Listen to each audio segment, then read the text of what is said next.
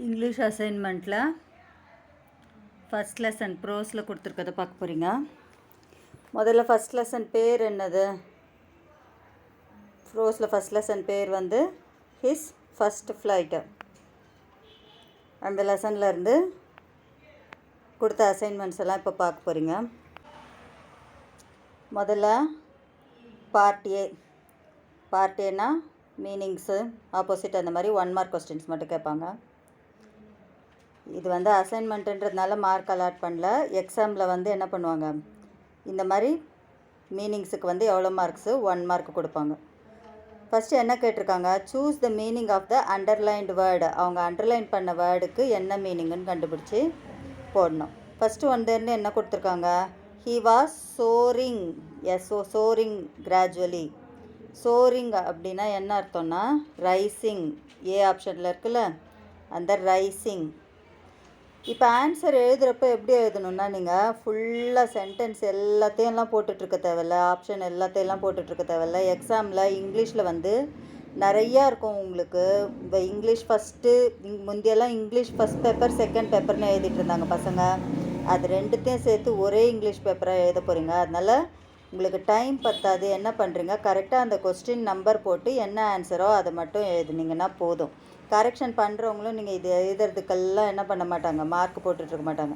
Main answer கரெக்டாக இருந்ததுன்னா simply they will give the mark. So put the question number properly. Heading வேணும்னா எழுதிட்டு question number போட்டுட்டு எந்த ஆன்சரோ அதை மட்டும். இப்போ இந்த கொஸ்டின் ஆன்சர் எப்படி எழுதுவீங்க, 1ன்னு போட்டு ரோமன் நம்பர் 1 அந்த தலைப்பை எழுதிட்டு 1ன்னு போட்டு ஏ ரைசிங். 1ல் 1ன்னு போட்டு ஏ ரைசிங் அப்படி போட்டிங்கன்னா போதும். அடுத்த கொஸ்டின் என்ன கொடுத்துருக்காங்க, தேவர் பெக்கனிங் டு ஹிம். பெக்கனிங்னா என்னது, சைகை காட்டுறது. புக்கு பின்னாடி இருக்க சினோனைம்ஸ்லேயே இருக்குது. ஃபஸ்ட்டு லெசனில் புக்கு பின்னாடி இருக்க சினோனைம்ஸ்லேயே இது வரும். பெக்கனிங்க்கு இங்கே சரியான மீனிங் என்ன வேர்டு இருக்குது, ரிப்பல் கிடையாது, ஹேட் கிடையாது, புஷ் கிடையாது, காலிங். தேர்ட் ஒன்று இதுவும் அதே மாதிரி தான் எழுத போகிறீங்க. ரோமன் நம்பர் 1ல் செகண்ட் ஒன் போட்டுட்டு என்ன பண்ணுறீங்க, calling. Main answer D calling, அதை மட்டும் போடுறீங்க. அசைன்மெண்ட்டில் வந்து 2 சினோனைம்ஸ் தான் கொடுத்துருக்காங்க. அந்த 2 சினோனைம்ஸ் போட்டுட்டிங்க.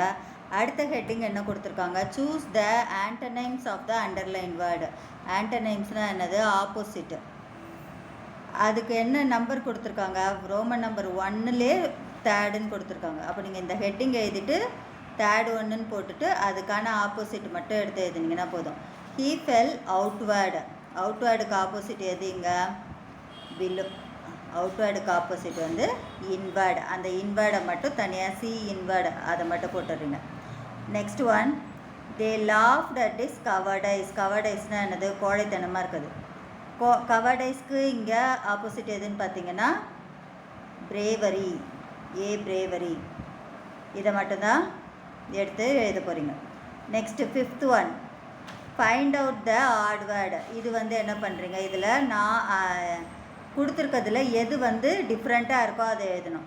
Brother, sister, mother, grandson. Next என்ன கேட்டிருக்காங்க, find out the odd word. Odd வேர்ட்னா இங்கே கொடுத்துருக்கிறதுல டிஃப்ரெண்ட்டாக இருக்கிறத மட்டும் தனியாக எடுத்து எழுத போகிறீங்க. Brother, sister, mother, grandson. Grandson தான் இதில் different.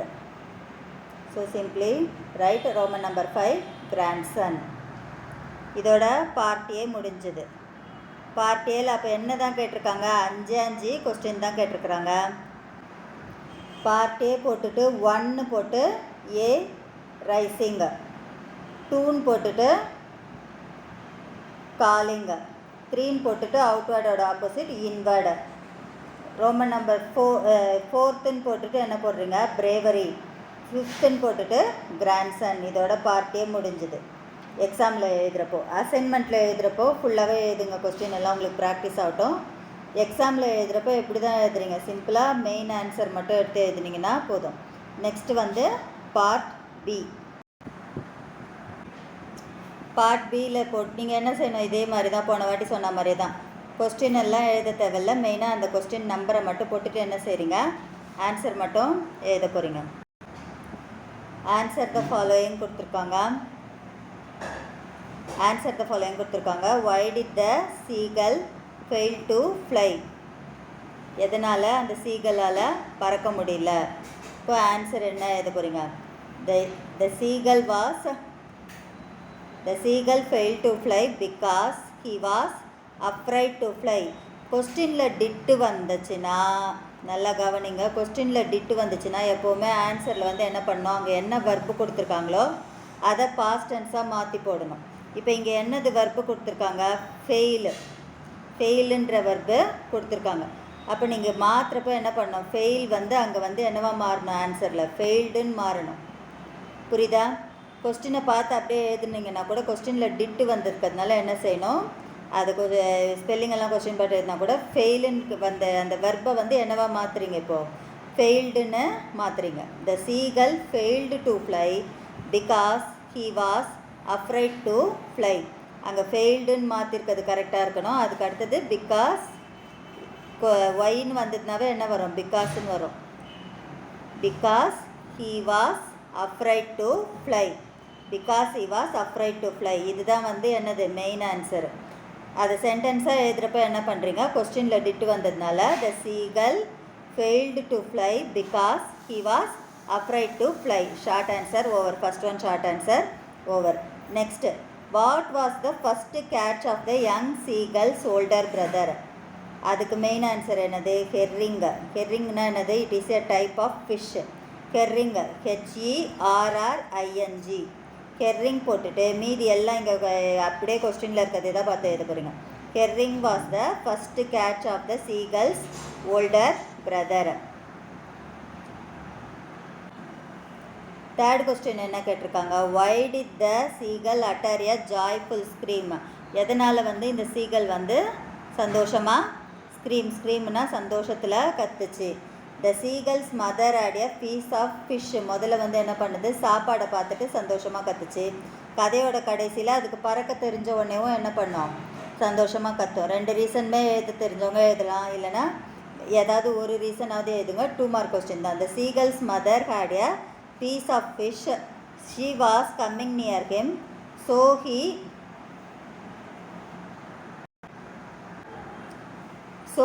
uttered a joyful scream. First வாட்டி சொன்ன மாதிரியே தான் கொஸ்டினில் டிட்டு வந்ததுனால அட்டர் வந்து இப்போ என்னவா மாறிடுச்சு? அட்டர்டாக மாறிடுச்சு. UTTERAD. The seagull's mother had a piece of fish. She was coming near him, so he uttered a joyful scream. Now part B over. அடுத்தது வந்து பார்ட்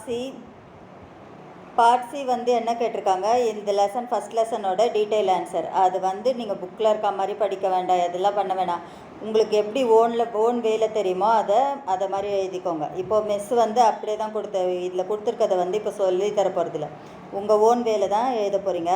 ஆனால் சில இதெல்லாம் பண்ணணும், இதெல்லாம் பண்ணிங்கன்னா உங்களுக்கு மார்க் வந்து இன்னும் கொஞ்சம் நிறையா வரும். ஃபஸ்ட்டு லெசன் தலைப்பு எழுதிடுங்க. லெசன் பேர் என்னது? His first flight. அதை எழுதிருங்க. ஆத்தர் அந்த லெசன் பேர் எழுதினவர் தெரிஞ்சால் எழுதுங்க, இல்லைனா விட்டுருங்க. ஆத்தர் பேர் வந்து என்ன கொடுத்துருக்காங்க? லயமோ ஃப்ளஹட்டி. அதை எழுதிருங்க. அடுத்தது டீம். அந்த லெசனில் என்ன இது சொல்கிறாங்கன்னா பேரண்டிங்கு. அதை போட்டுட்டு கேரக்டர்ஸ் எழுதலாம். இந்த லெசனில் எந்தெந்த கேரக்டர்ஸ்லாம் வருது? The young seagull and its family போட்டுட்டு உங்கள் ஓன் வேர்ட்ஸில் என்ன பண்ணுறீங்க? இந்த லெசனை பற்றி எழுதுறீங்க. இந்த மெயின் இதெல்லாம் எழுதிட்டிங்கனாவே உங்களுக்கு வந்து கொஞ்சம் வந்து மார்க் வந்துடும். அதுக்கப்புறமா இந்த எஸ்ஏவை வந்து என்ன பண்ணுறீங்க? உங்கள் ஓன் வேர்ட்ஸில் எழுதுங்க முடிஞ்ச வரைக்கும். இப்போது பார்ட் ஏ பார்ட் பி இது எல்லாத்துக்கும் சேர்த்து அட்லீஸ்ட் ஒரு 10 மினிட்ஸுக்குள்ளே நீங்கள் எழுதி முடிச்சுக்கிற மாதிரி பார்த்துக்கோங்க. நெக்ஸ்ட் வந்து ப்ரோஸ்க்கு அடுத்தது வந்து போயம் வருது. ஃபஸ்ட்டு போயம் உங்களுக்கு வந்திருக்கிறது வந்து என்னது? லைஃப்பில் இதுலேயும் 1 மார்க் கொஸ்டின் அந்த போயம் லைன்ஸ் கொடுத்துட்டு அதுலேருந்து ஆன்சர் கேட்குறாங்க. Read the following lines from the poem and answer the question given below.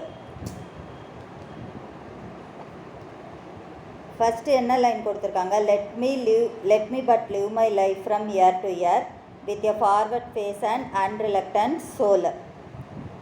அதில் ஃபஸ்ட்டு கொஸ்டின் என்ன கேட்டிருக்காங்க, what does the word me refer to. இப்போ இதுவும் இதே மாதிரி தான்.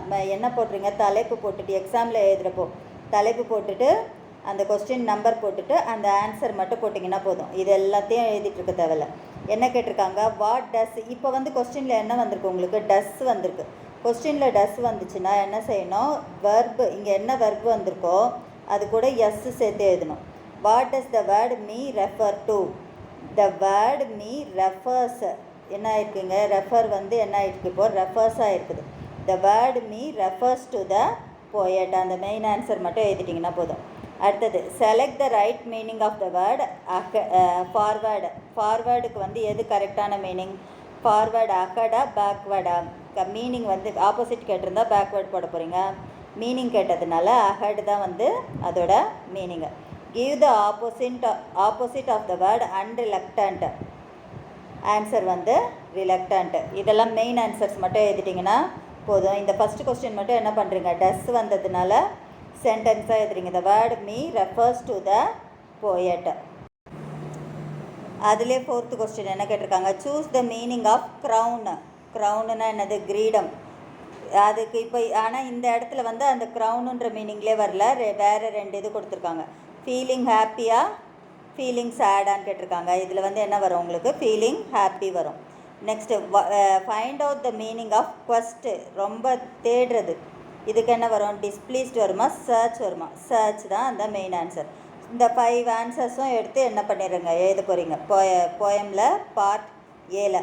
ஃபஸ்ட் ஒன் ஆன்சர் என்ன வந்தது, த word me refers to the poet. அடுத்து ஃபார்வேர்டுனா என்ன மீனிங், அஹெட். அப்புறம் அன்ரிலக்டன்ட்டுக்கு என்னது ஆப்போசிட்டு, ரிலக்டன்ட். அடுத்தது க்ரௌனுக்கு என்ன மீனிங், ஃபீலிங் ஹாப்பி. அடுத்து குவஸ்ட்டுக்கு என்ன மீனிங், சர்ச். அடுத்தது poem question answer, 2 mark question answer. Answer the following in a sentence. அவங்க 2 லைன் கொடுத்துட்டு அதுலேருந்து கொஸ்டின் கேட்டிருக்காங்க.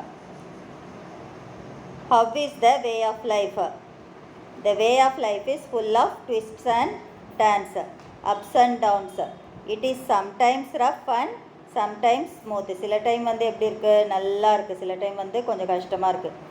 அந்த மாதிரி அதை அந்த சென்டென்ஸை அப்படியே எழுதுறீங்க. The way of life is full of twist and turns, ups and downs. It is sometimes rough and sometimes smooth. அது எல்லாமே வந்து எங்கே இருக்குது, இதில் கொஸ்டினில் அந்த 2 லைன் கொடுத்துருக்காங்க இல்லையா, அதுலேயே கொஞ்சம் கொஞ்சம் இருக்குது. அடுத்து, how should be the journey of life.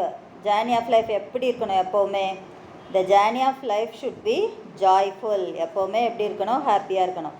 What did the poet seek as a boy. சின்ன பையனாக இருக்கப்போ போயட்டுக்கு வந்து எது பிடிச்சது, as a boy the poet sought new friendship, high adventure and crown of success. நிறைய ஃப்ரெண்ட்ஸ் கிடைக்கணும், நிறைய அட்வென்ச்சர், நிறையா வீர சாகசம், நல்லா ஜாலியாக இருக்கணும். அடுத்தது எல்லாம் வெற்றி மேலே வெற்றி வந்து குவிக்கணும், அந்த மாதிரி நினச்சிட்டு இருந்தார்.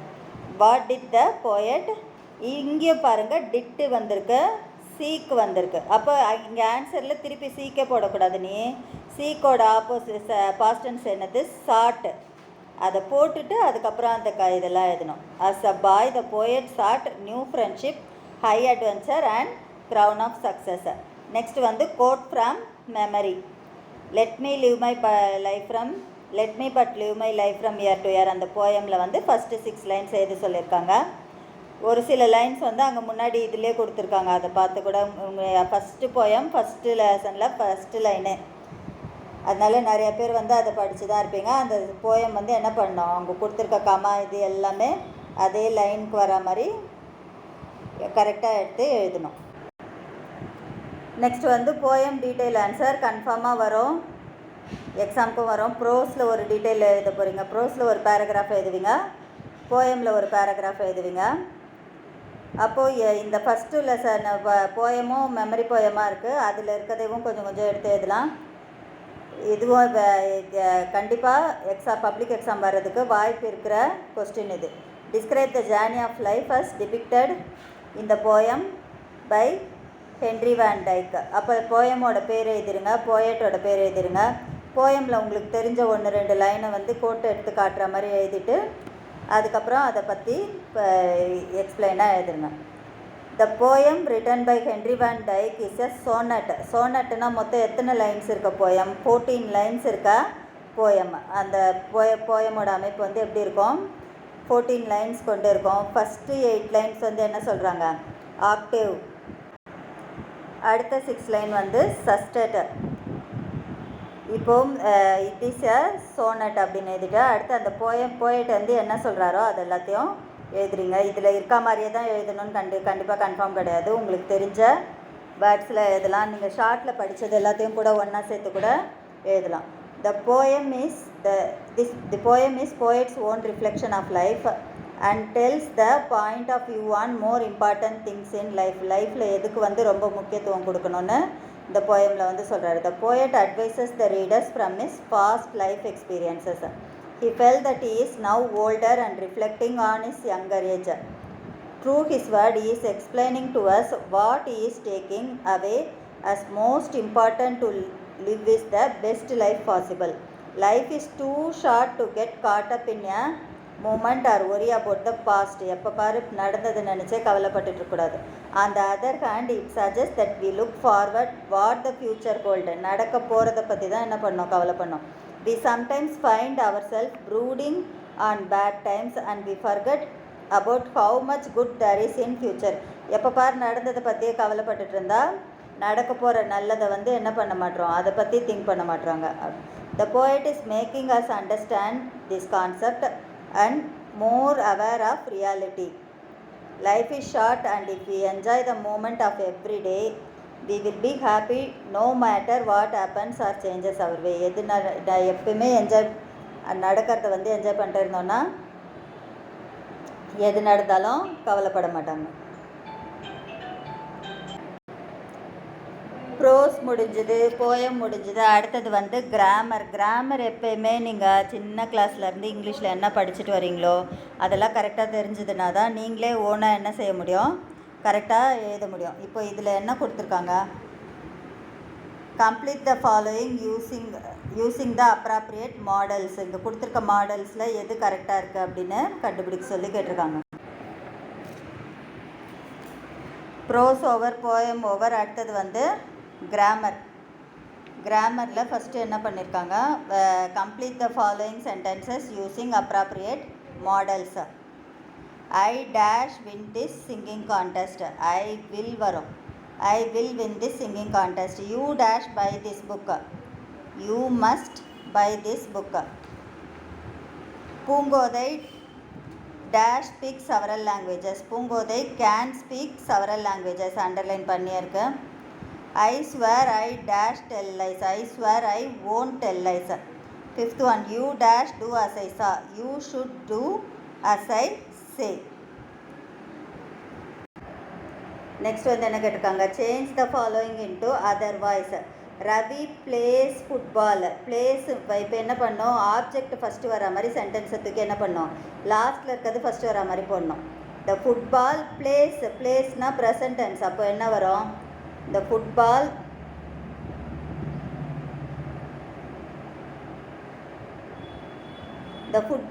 is played by Ravi.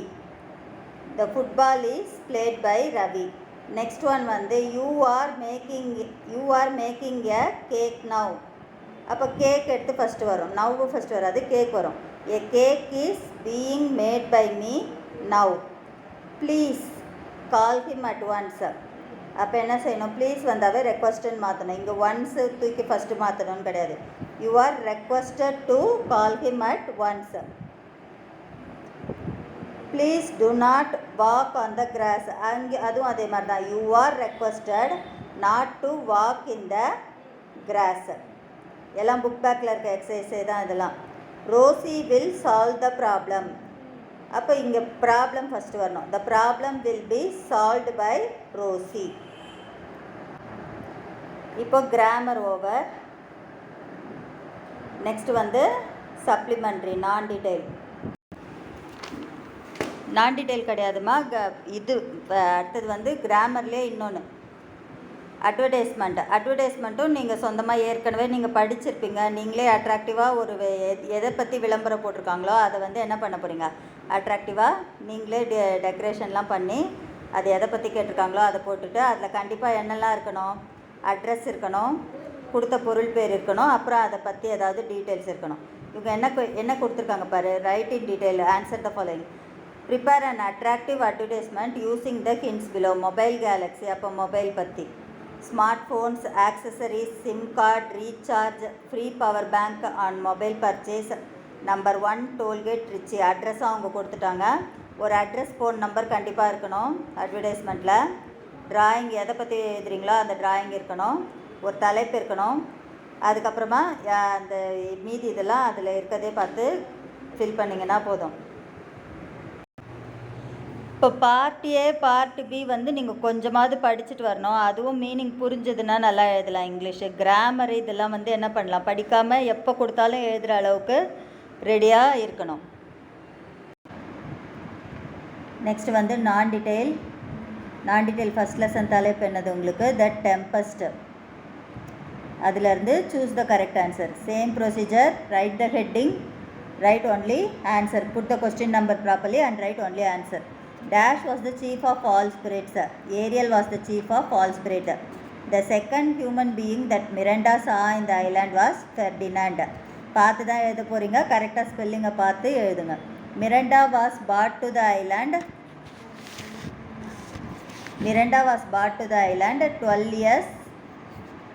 12 years ago. Dash raised a fearful storm.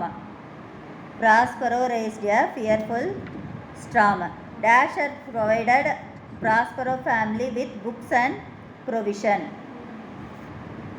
அதுக்கு ஆன்சர் வந்து கான்சலோ. நெக்ஸ்ட் வந்து என்ன கேட்டிருக்காங்க, rearrange the following sentences in a coherent order. இங்கே கொடுத்துருக்க 5 சென்டென்ஸில் ஃபஸ்ட்டு என்ன வரும், Prospero and Miranda came to the island and lived in a cave. அதுதான் வந்து ஃபஸ்ட்டு. நெக்ஸ்ட் வந்து using his power Prospero release the good spirit from large bodies of trees. இது வந்து செகண்ட். தேர்ட் ஒன் வந்து he raised violent storm in the sea to the wreck the ship of his enemies. Fourth one, he ordered Ariel to torment the inmates of the ship. Fifth one வந்து Ariel was instructed to bring the Ferdinand, the prince of Naples, to the cave. இது என்ன பண்ண போகிறீங்க, 1 by 1 order படி எடுத்து எழுதுறீங்க. Story தெரிஞ்சதுன்னா அப்படியே அதே ஆர்டர் படி எடுத்து எழுத போகிறீங்க. Right neatly. அடுத்தது காம்ப்ரிஹென்ஷன். இங்கே கொடுத்துருக்க பேராவை நல்லா படித்து பார்த்துட்டு இங்கே கேட்டிருக்க கொஸ்டின்ஸுக்கு ஆன்சர் எழுத போகிறீங்க. ஃபஸ்ட்டு கொஸ்டின் என்ன கேட்டிருக்காங்க, who went to fetch the Ferdinand. First லைன்லேயே இருக்குது பாருங்கள், Ariel then went to fetch the Ferdinand. தென்னை மட்டும் விட்டுட்டு மீதி எல்லாம் அதையே பார்த்து எழுத போகிறீங்க. அடுத்து, what did Ariel tell Ferdinand. Ariel வந்து ஃபெர்டினாண்ட் கிட்ட என்ன சொல்லிச்சு, enjoy young gentleman said Ariel when he saw him, I will soon move you, you must be bought. அப்படியே அந்த லைனை பார்த்து எழுத போகிறீங்க. அடுத்து, whose voice did Miranda follow. அங்கே இருக்குது பாருங்கள் தேர்ட் லைனில், followed in an amazement sound of Ariel's voice. where were the Prospero and Miranda sitting. அதுவும் இருக்கும் பாருங்கள், இங்கே வருது சிட்டிங். ஃபோர்த் லைனில் வருது, Prospero and Miranda were sitting under the shade of a large tree. Had Miranda seen a man before the island. அதுவும் அங்கே பேரா லைனுக்குள்ளே இருக்கு. அவங்க அப்பாவை தவிர வேறு யாரையும் அவன் வந்து என்ன பண்ணதில்லை, பார்த்ததில்லை. Had Miranda seen a man before in the island. அதுக்கு என்ன போடலாம், அங்கே இருக்குது. Miranda had never seen man before except her own father. That's all, ma.